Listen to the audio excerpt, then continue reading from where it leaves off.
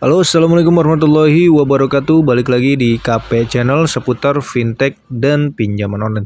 Nah, teman-teman, siapa yang sudah mendapatkan surat cinta ya dari aplikasi Kredit Pintar? Ya, suratnya biasanya dia mengirimkan nasabah itu seperti ini, teman-teman. Nah, ini surat resmi dari aplikasi Kredit Pintar, di mana debt collector lapangan itu bakalan ke rumah kalian ketika kalian gagal bayar. Nah, bedanya ya, kalau dari Kredit Pintar dulu dan sekarang ya, kalau dulu itu biasanya teman-teman misalkan telat 2 bulan atau bahkan 3 bulan, itu baru debt collector lapangan ke rumah. Dan sekarang ya, Kredit Pintar itu lebih cepat ya untuk teman-teman telatnya gitu. Teman-teman telat 10 hari, itu bakalan disamperin debt collector lapangan. Ya, karena ini sudah ada buktinya ya. Gue bukan cuma hanya ngomong belaka saja. Ini sudah ada buktinya, teman-teman. Ya, banyak nasabah yang mengeluhkan ketika telat bayar di aplikasi Kredit Pintar baru telat 5 hari, ada yang 10 hari. Ya, debt collector itu bakalan ke rumah gitu. Ya, biasanya kan kalau di tahun-tahun sebelumnya itu telatnya biasanya 2 bulan atau bahkan 3 bulan. Ya. Nah, ini telat 10 hari bahkan 5 hari.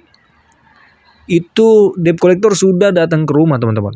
Ya, jadi pada intinya untuk tahun-tahun sekarang ini mungkin ya aplikasi Kredit Pintar ini untuk masalah debt collector lapangannya itu sangat ketat karena dari seluruh wilayah dari Sabang sampai Merauke di wilayah Indonesia ya, Kredit Pintar ini hampir merata, teman-teman. Mungkin di beberapa daerah pelosok itu masih random. Tapi untuk sekelas kayak kota-kota besar Jakarta, Bandung, ya Semarang, Jogja, itu sudah dipastikan ada debt collector lapangannya. Jadi buat teman-teman yang telat bayar atau gagal bayar, ya yang menanyakan masalah debt collector lapangan di aplikasi Kredit Pintar itu telat berapa hari, Bang? Sekarang tidak nentu, teman-teman ya, dan harinya itu cepat. Ya, teman-teman telat 5 hari atau bahkan telat 10 hari itu sudah didatengin debt collector. Nah, ini buktinya, teman-teman. Ini dari daerah Jogja ya, Yogyakarta, dengan nilai total tagihan 1.140.000 gitu. Ya. Yang tagihan 1 juta itu disamperin debt collector, apalagi yang tagihannya lebih dari 1 juta. Itu sudah pasti disamperin debt collector. Tapi tenang saja, teman-teman ya. Untuk menghadapi debt collector ini, jadi gue bukan nakut-nakutin kalian kita nih ya. 50 juta di sini kita akan sharing saja, ya. Kita akan berdiskusi lagi mengenai debt collector lapangan, dan boleh tulis di kolom komentar ya dari daerah mana kalian yang sudah didatengin debt collector, telatnya berapa hari dan tagihannya berapa.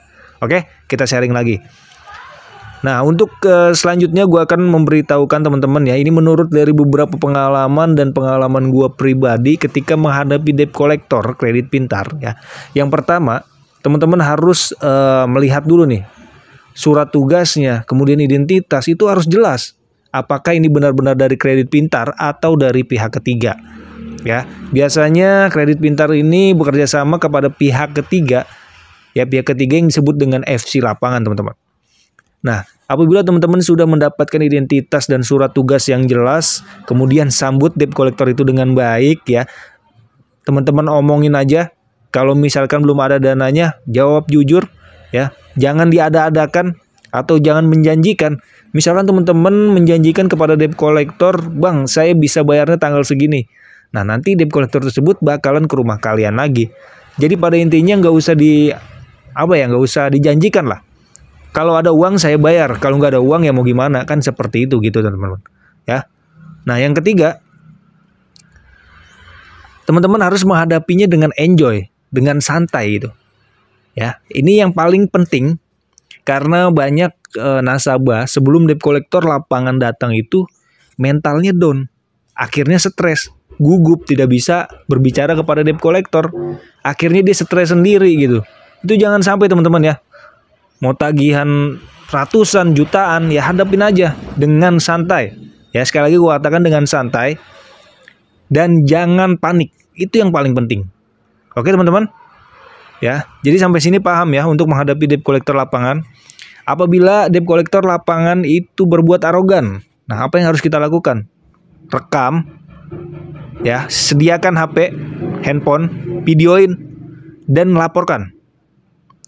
Ya, karena kita sudah mempunyai buktinya gitu.